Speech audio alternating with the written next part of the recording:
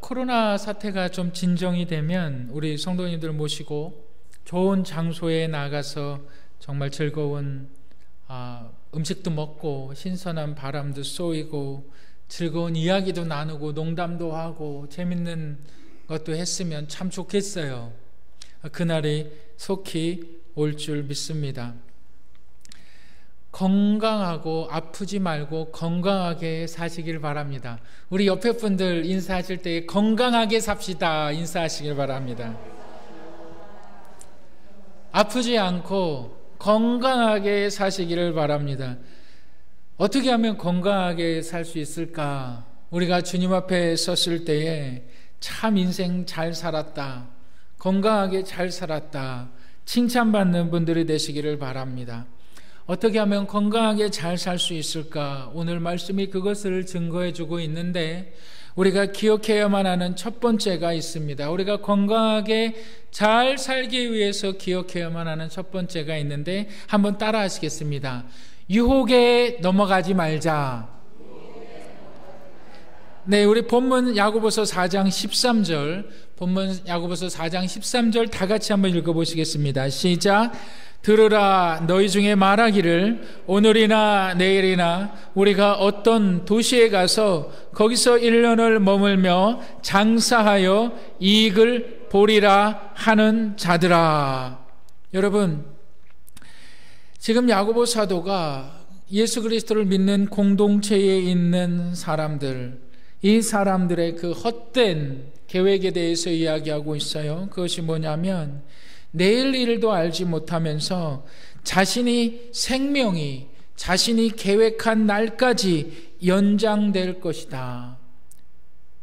철저하게 자신의 삶을 계획을 세워요. 30대에 어떻게 할 것이다, 40대에 어떻게 할 것이다, 50대에 어떻게 할 것이다, 60대에 어떻게 할 것이다. 철저하게 계획을 세웁니다. 여러분, 계획을 세우는 것이 잘못된 것일까요? 계획을 세우는 것은 잘못된 것이 절대 아닙니다. 계획을 세우는 건 참 좋은 거고 참 잘하는 것입니다. 그런데 본문에서의 잘못된 것은 뭐냐면 하나님 없는 계획입니다. 자신의 삶에 있어서 자신이 어떠한 삶을 살아갈 것이냐, 60대에는 내가 어떻게 내가 70대에는 어떻게 살 것이다 계획을 세워요. 여러분, 계획을 세우는 게 잘못된 것이 아니라 그 계획에 하나님이 없다. 하나님이 없으니까, 하나님이 안 계시니까 그 계획의 목표는 돈이 되는 거예요. 하나님이 안 계시니까, 내 삶에 하나님이 없으니까 내 계획의 목적은 돈이 되는 거예요. 돈을 많이 벌어서 땅을 사고 집을 사고 그것을 위해서 치밀한 계획을 세우는 거예요. 내가 40세 때에, 내가 30세 때에, 내가 20세 때에, 내가 50세 때에 어느 정도 돈을 가지고 있어야, 내가 은퇴하기 전에 어느 정도 돈을 가지고 있어야. 여러분, 65세 때 은퇴하고 80세 이상까지, 여러분 85세까지 산다고 가정했을 때 들어가는 돈이 5억 이상 들어가는 거 아십니까? 내가 이렇게 돈을 모아야겠다. 여러분, 계획을 세우는 것이 잘못된 것은 아니지만 그 계획에 하나님이 없다. 그것이 바로 우리의 건강을 악하게 만든다. 우리의 삶을 악하게 만든다. 그것이 바로 사단의 유혹이다라는 거예요. 너의 계획 잘 세워. 그런데 하나님을 배제해. 이겁니다.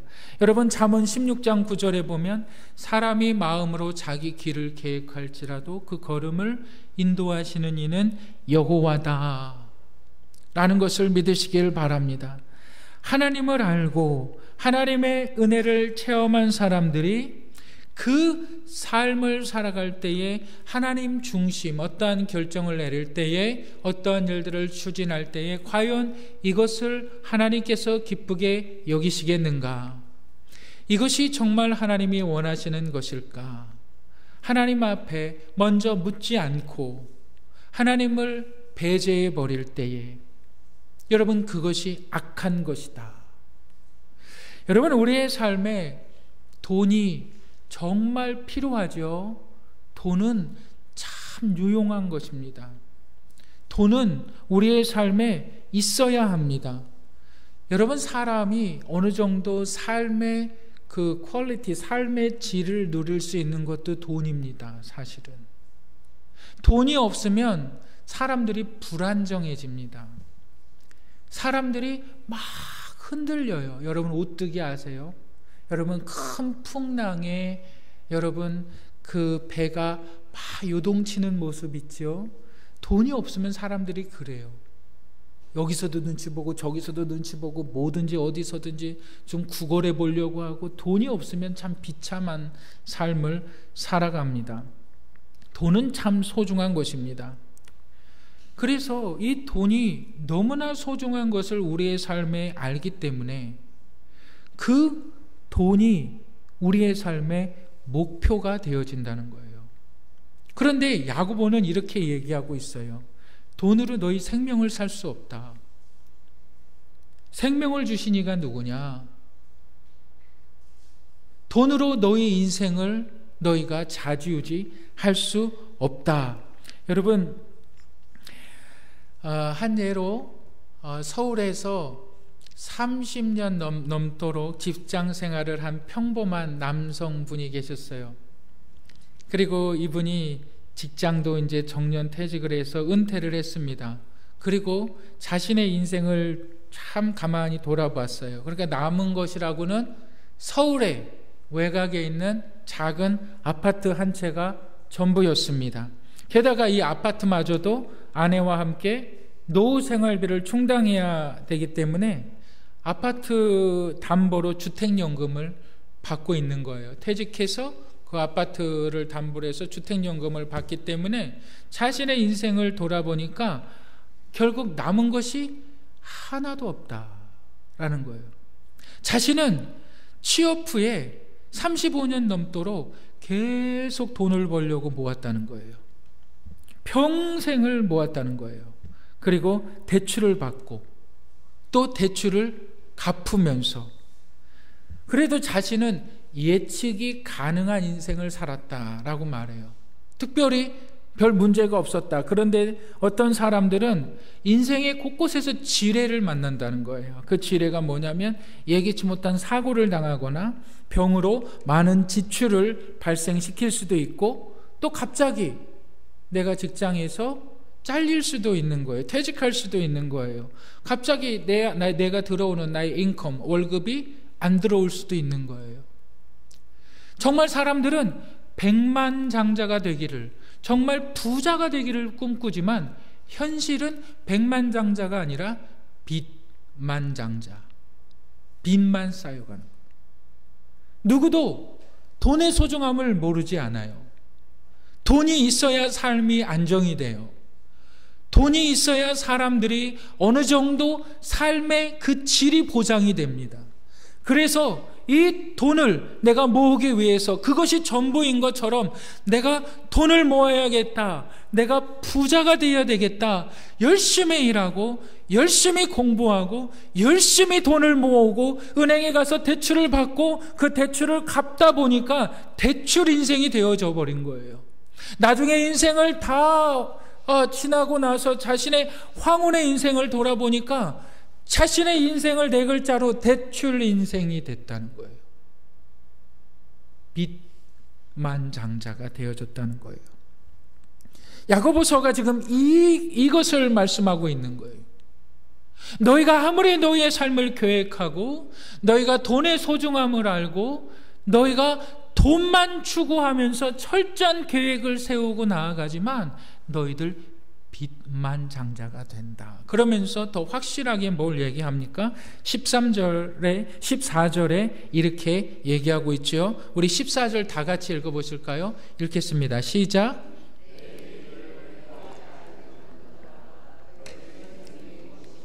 너희는 잠깐 보이다가 없어지는 안개니라. 여러분 안개 아시죠? 안개 자욱해졌다가 분명히 있어요, 안개가. 그런데 어느 순간 안개가 사라져 버립니다. 언제 안개가 사라져 버렸는지 알지 못해요. 우리의 인생이 그렇다는 거예요. 여러분들이 이 땅에 살았다. 그리고 여러분들이 이 땅에 없어졌다. 여러분들 누가 이대만 지나도 여러분들 기억하는 사람 별로 없을 거예요. 여러분들이 아무리 산소를 잘 가꿔 놓고 아무리 비싼 돈을 주고 묘비를 잘 세워놔도 여러분들 그 관리를 누가 합니까? 자식들이 합니까? 자식들 안 해요. 누가 하지요? 다 묘지 관리하는 사람들 있잖아요. 그분들에게 한 달에 얼마씩 주지요? 여러분 그것이 여러분 몇십 년 동안 계속될 것 같습니까? 그렇지 않아요. 여러분 그것이 100년 동안 이어질 것 같습니까? 그렇지 않습니다. 여러분들 영원히 기억되는 사람이라고 생각하십니까? 그렇지 않습니다. 2대만 지내도 3대만 지나도 여러분들 손주의 손주의 손녀의 손녀들이 여러분들 누군지 몰라요. 그게 인생이라는 거죠. 그게 인생이라는 거죠. 여러분 그래서 우리의 삶의 목표가 하나님 없이 돈만 목적으로 내가 부자가 되려고 계획을 세웠던 그 인생, 그것이 바로 허탄한 인생이다. 왜? 그 인생에 하나님이 없기 때문에. 그래서 누가 그 인생을 그렇게 세우도록 만들도록 하느냐? 바로 사단의 유혹. 여기에 있다는 거예요. 너희들 좀 똑똑해져 봐. 무슨 은행에 가서 어디 보니까 금리가 몇 프로라더라. 빨리 들어야 돼. 금리가 높다더라. 이자가 높다더라.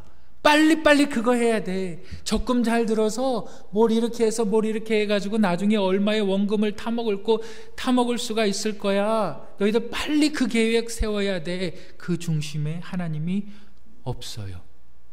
그것이 허탄한 인생이고 그것이 바로 우리의 삶을 망치는 사단의 유혹이다.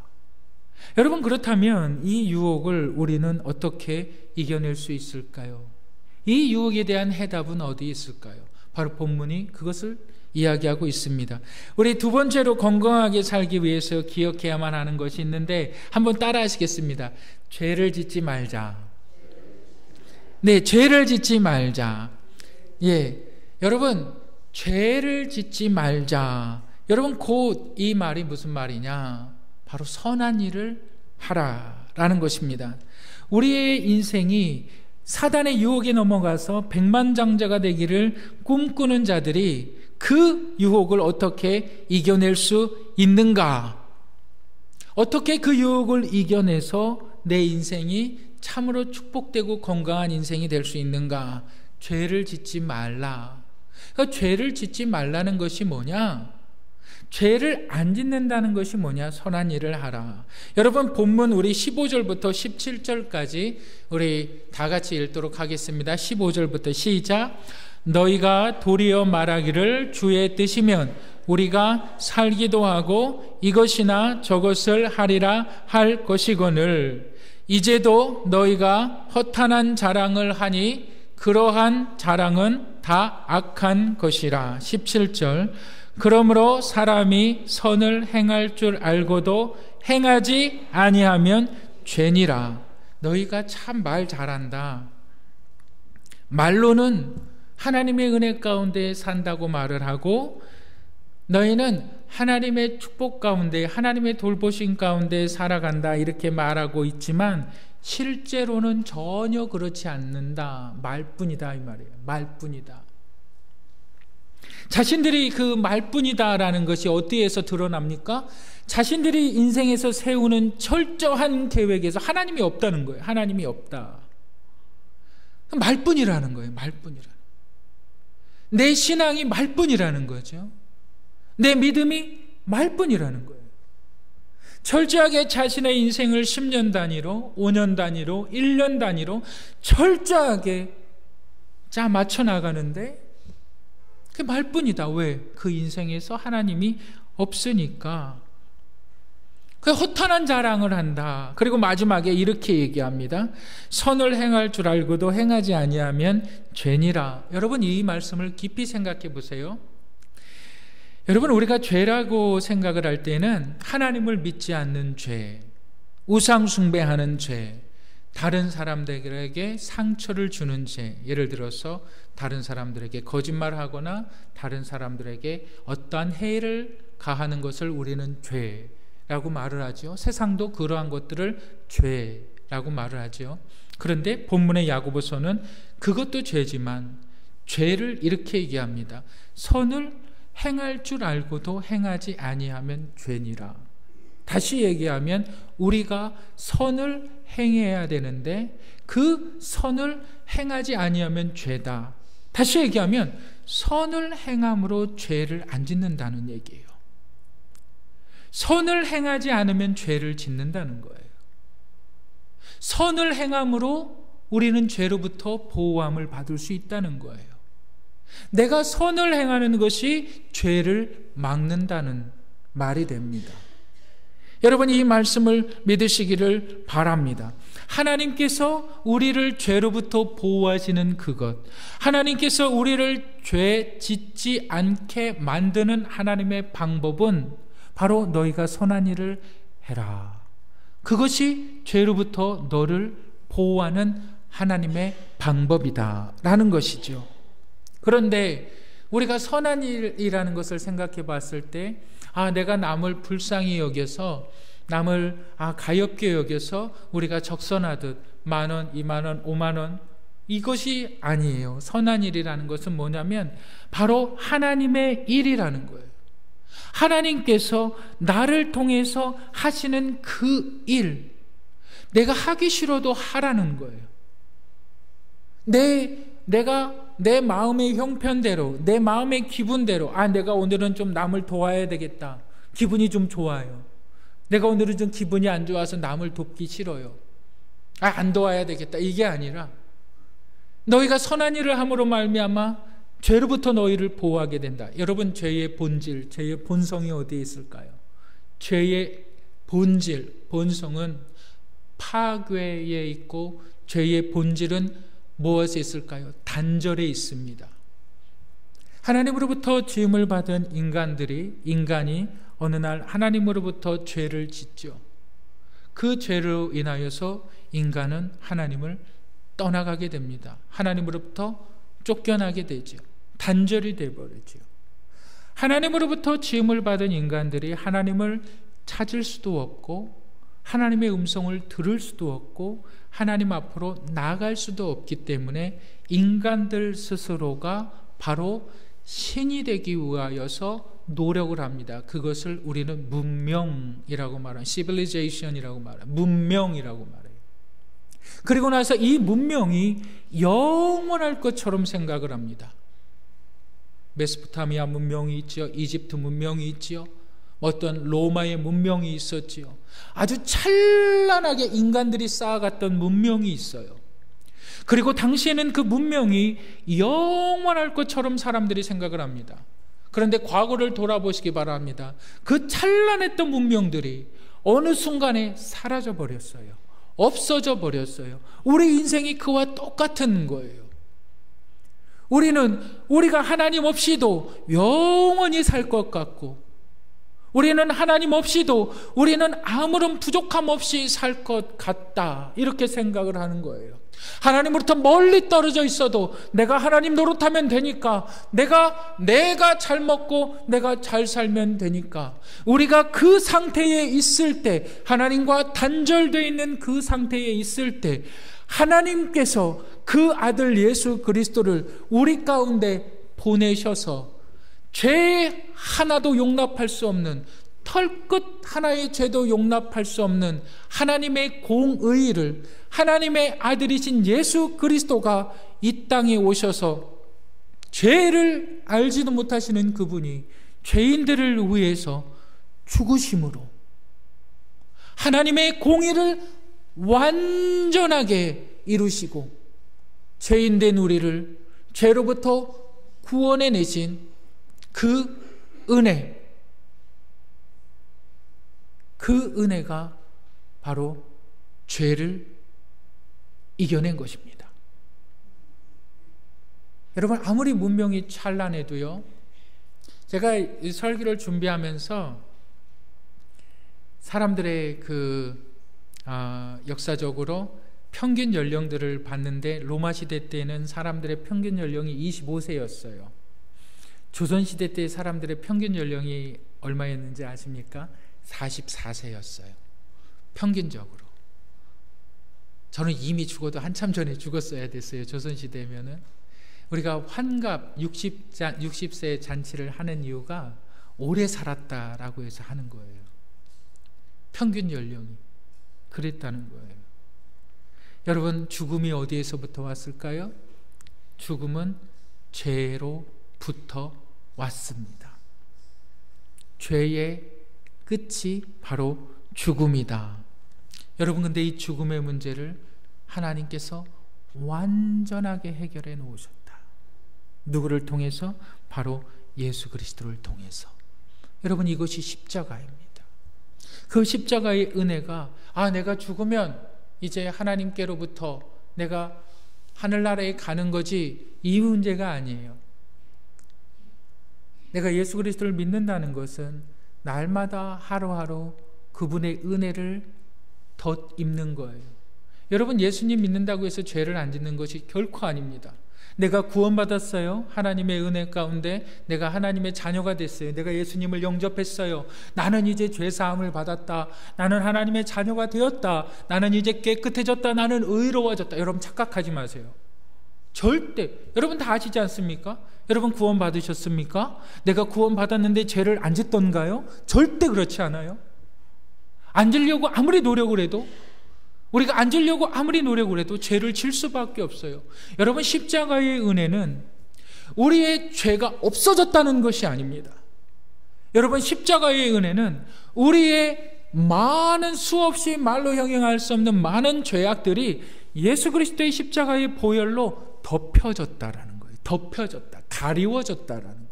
그래서 하나님께서 우리가 하나님 앞에 섰을 때에, 너의 죄를 물을 때에 우리는 예수 그리스도의 보혈의 공로의 보자기 가운데 덮여져 있기 때문에 하나님이 너의 죄를 그 이유 때문에 묻지 않으신다는 거예요. 여러분들이 구원함을 받았어요. 하나님의 자녀가 되었어요. 우리가 죄를 떠날 수 있다고요? 결코 못 떠납니다. 우리는 죽을 때까지 죄를 지어요. 그런데 그 죄의 수가 줄어들어요. 어떻게 줄어들 수 있을까요? 선한 일로. 어떻게 그 죄가 점점 작아질 수 있을까요? 선한 일로. 성경은 이것을 성화라고 말합니다. 성경은 이것을 주 앞에서 온전히 자라나라, 온전해져라, 이렇게 말하는 거예요. 어제보다 나은 내가 되어줘야 돼요. 오늘보다 나은 내가 되어줘야 될 줄, 내일을 살아야 될 줄 믿으시길 바랍니다. 내 삶이 그렇기 때문에 변화가 돼야 되는 거예요. 내 삶이 달라져야 되는 거예요. 자꾸 죄를 안 지려고 내가 계획을 하고 내가 의지를 가지고 노력을 해도 그게 안 된다는 거예요. 죄를 안 지려고 하면 하나님의 방법은 선한 일을 하라는 거예요. 우리 몸 하나이기 때문에. 네가 선한 일을 하는 그 순간, 네가 선한 생각을 하는 그 순간 죄를 지을 수 없다. 네가 선한 일을 하는 그 순간에, 네가 선한 행위의 그 열매들이 맺혀날 때에 너의 삶은 죄로부터 점점 멀어지고 그 선한 일이 너를 죄로부터 보호한다. 여러분, 우리 죄를 안 질 수가 없어요. 덜 짓는 거예요. 우리가 죄를 언제 안 질 수가 있느냐? 죽으면 안 죄요. 죄를 짓지 않아요. 그때는 하나님 앞에 서는 거죠. 여러분, 이 말씀이 우리 안에 우리의 삶을 풍성하게 만든다는 사실을 믿으시기를 바랍니다. 여러분, 하나님께서 축복하시는 인생이 되시길 바랍니다. 제가 지난주에 읽은 책 중에 이 책이 있어요. 이게 뭐냐면 죽기엔 너무 젊고 살기엔 너무 가난하다, 이 책이 있어요.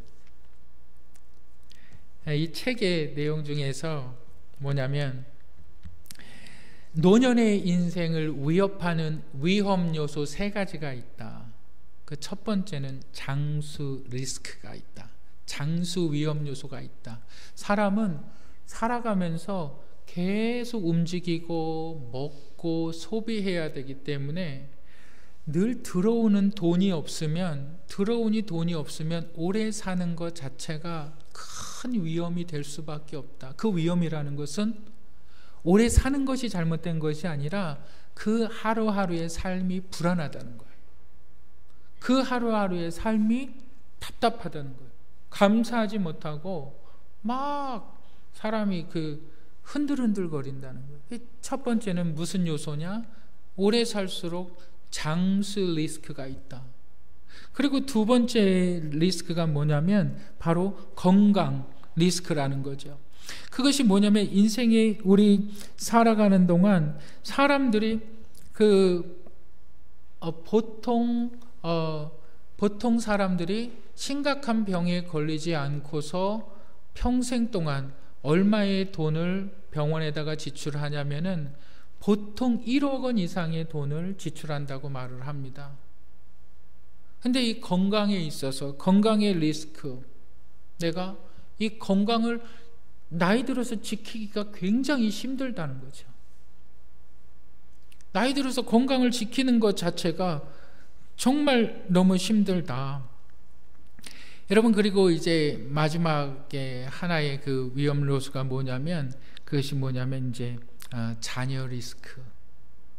한국 사람들은 자녀가 대학을 나오고 시집가고 장가를 가도 평생 동안 자녀를 어떻게 жил머지고 살아가야 될 것인가, 그 자녀에 대한 그 염려와 근심이 계속. 근데 자녀들은 거기에 따른 뭐라고 대답하냐면, 왜 그렇게 살아, 부모들한테 그렇게 얘기한다는 거예요. 그러니까 자녀들을 위해서 연금을 해지하고 계약을 하고 이런 것들이 정말 본인에게 있어서는 큰 위험 부담이 된다. 근데 여기서 가장 큰 위험 부담이 뭐냐면 1, 2번이에요. 장수 리스크예요. 인간의 수명은 자꾸 높아져 가는데 거기에 따라서 물가 상승률은 계속 올라가는데 나는 들어오는 게 없어요. 오래 살기만 해요. 참 심각한 거예요. 나라에서 계속 이렇게 돈을 대주는데 어디 들어올 데가 없고 어디 돈을 벌 데도 없어요. 불안해져요. 여러분, 그런데 우리 한번 창세기를 보실까요? 우리 창세기 31장 한번 보세요. 31장 8절 우리 한번 다 같이 읽어보겠습니다. 시작. 그가 이르기를 점 있는 것이 내 삭시 되리라 하면 온 양떼가 낳은 것이 점 있는 것이요 또 얼룩무늬 있는 것이 내 삭시 되리라 하면 온 양떼가 낳은 것이 얼룩무늬 있는 것이니. 31장 9절 다 같이 시작. 하나님이 이같이 그들의 아버지에게 가축을 빼앗아 내게 주셨느니라. 우리 창세기 31장의 말씀은 야곱과 라반의 이야기인데, 야곱이 라반의 밑에서 20년 동안 종살이를 하죠. 그런데 라반이 어떻게 합니까? 삼촌 라반이 그 임금을 막 떼먹어요. 주지도 않아요. 그러니까 야곱이 거래를 요구하자 그래요. 그 거래가 뭡니까? 바로 하얀 양들, 신 양들 가운데에서 얼룩무늬 있는 양들이 태어나면 그 양을 나에게 달라. 여러분, 하얀 양들, 엄마도 하얀 양이고 아빠도 하얀 양이고, 이 양들 가운데에서 얼룩무늬의 양이 태어날 가능성은 거의 없지요. 그런데 야곱이 바로 그걸 거래하자는 거예요. 거의 없지요. 여러분들 돈 나올 때가 거의 없지요. 그런데 하나님이 이 31장을 보면 그 안에 성령께서 어떠한 말씀을 하세요. 꿈 가운데. 낳다 보니까 새끼를 낳고 낳아 보니까 얼룩무늬의 양이 계속 나와요. 그러니까 야곱이 뭐라고 고백합니까? 그 아내 라헬에게 이렇게 말합니다. 하나님께서 내 아버지의 양들을 빼앗았다 그래요. 빼앗아서 나에게 주었다. 여러분, 야곱이 어떤 사람입니까? 야곱이 약탈자지요. 그 인생은 참으로 보잘것없는 비겁자였어요. 그런데 야곱은 어떠한 사람이었습니까? 신실하게 그의 삶에 하나님의 포커스를 맞춘 사람이었어요. 신실하게 하나님의 뜻을 쫓는 사람이었어요. 남의 것을 뺏을 때도 있었고요, 도둑질할 때도 있었어요. 여러분들 그렇지 않나요? 남의 마음을 아프게 하셨을 때 있지 않나요? 여러분 그랬을 때 있지 않습니까? 다른 사람에게서 훔쳤고 다른 사람들에게 거짓말하고 다른 사람들 아프게 한 적 있지 않습니까? 그렇다 할지라도 하나님을 향하여서 초점을 맞출 때에 하나님께서 그 인생을 들어 쓰실 수밖에 없습니다. 하나님께서 그 야곱을 축복하시는 거예요.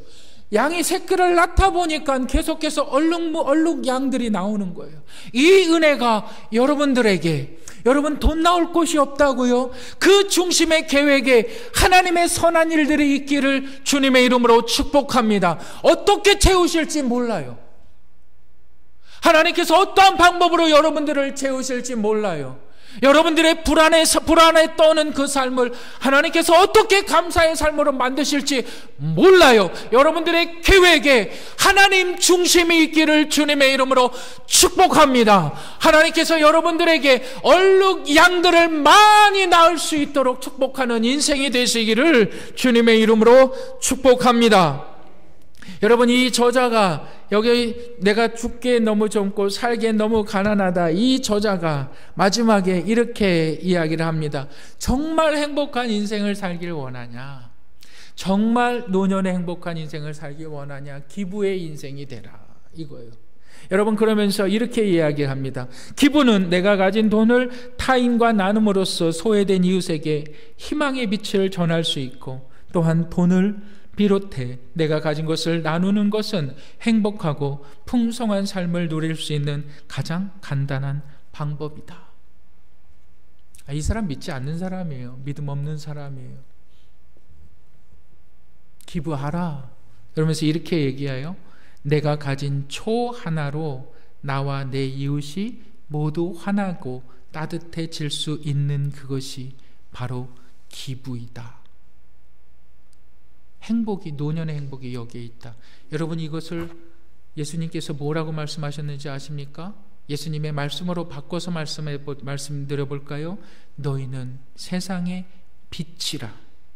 너희 빛이 사람 앞에 비치게 하여 그들로 너희 착한 행실을 보고 하늘에 계신 너희 하늘아버지께 영광을 돌리게 하라. 똑같은 말이죠. 여러분들의 선한 일로 여러분들의 주의가 빛나시기를 주님의 이름으로 축복합니다.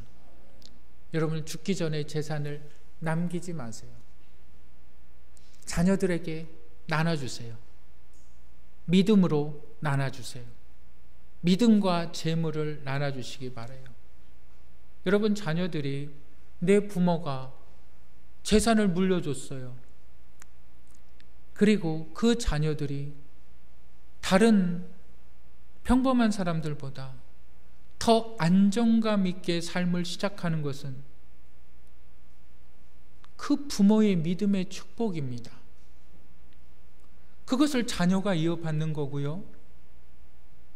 그 자녀가 또 다른 자손들에게 그것을 이어가는 겁니다. 믿음이 없는 부모들은 어떻게 합니까? 술 먹고 온갖 다 빚만 물려주지만 내 부모는 나에게 재산도 물려주고 나에게 믿음도 물려줬다. 여러분, 여기서 믿음이 뭘까요? 여러분, 재산을 물려주는 건 여러분들은 어떻게 됐든지 간에 재산을 물려줄 수밖에 없어요. 그런데 믿음의 재산이라는 것은 여러분들의 재산의 11조를 하나님께 드리시길 바랍니다.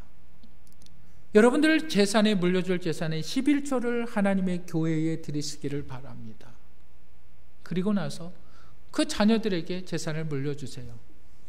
그럼 그 자녀들을 통해서 아브라함의 하나님, 이삭의 하나님, 야곱의 하나님, 요셉의 하나님, 그 믿음이 이어져 가지 않겠습니까? 그게 믿음과 재물이에요. 재물을 물려주는 것을 여러분들 두려워하지 마세요. 망설이지 마세요. 여러분, 그 일들을 왜 안 합니까? 그 일들을 하시기를 주님의 이름으로 축복합니다. 여러분들의 헌신으로 말미암아 우리 교회가, 여러분 보세요. 우리 교회 사람들이 얘기할 때 하는 첫 번째 말이 뭡니까? 아, 그 교회 오래된 교회. 그거 아니에요? 오래된 교회. 여러분, 우리 교회가 이 지역에 있는 것 자체로 인해서 땅값이 떨어지면 안 되죠. 그렇지 않을까요? 여러분, 이 교회가 정말 여러분들의 헌신으로 아름다운 문화 공간을 제공하고 사람들이 이곳에 와서 쉼을 얻을 수 있고, 평일에는 여러분 주일날 예배드리고 평일에는 비어 있잖아요. 그 공간들 지역 사람들이 쓸 수 있도록 도서관도 생기고요, 공부할 수 있는 공간도 있고요, 여러분들 맛있는 차도 마실 수 있는 카페 공간도 만들어지고 쉴 수 있는 공간이 만들어지고. 여러분 생각해 보셨습니까? 이 건물 위에 한 9층 10층이나 되는 그러한 아주 유리로 대표해 있는 하늘 정원과 같은 곳에서 여러분들 식사하고 커피 마실 수 있는 그 공간이 된다면요, 그 공간으로 인해서 이 지역도 발전해 나갈 수 있지 않을까요? 여러분, 이 건물을 보세요. 지난주에 도봉구청에서 전화가 왔어요. 안전점검 또 작년에 실시했는데 또 실시하러 온다고. 어떻게 될까요? 사람들이 그 오래된 건물, 그 오래된 건물 들어오고 싶겠습니까? 그 오래된 건물 거기 와서 예배드리고 싶겠습니까? 그렇지 않아요. 여러분들의 선한 일들을 감당하시기를 주님의 이름으로 축복합니다. 나는 건강하게 살아야 합니다. 내가 건강하게 살기 위해서 여러분, 나의 삶의 계획에 하나님을 중심에 두시기를 주님의 이름으로 축복합니다. 죄를 짓지 마시길 바랍니다. 죄를 짓지 않는 것은 나의 결단이 아니고 나의 의지가 아니라 바로 선한 일이 죄를 짓지 않게 만든다는 이 사실을 믿고 여러분들의 삶을 윤택하게 키워나가는 분들이 되시기를 주님의 이름으로 축복합니다.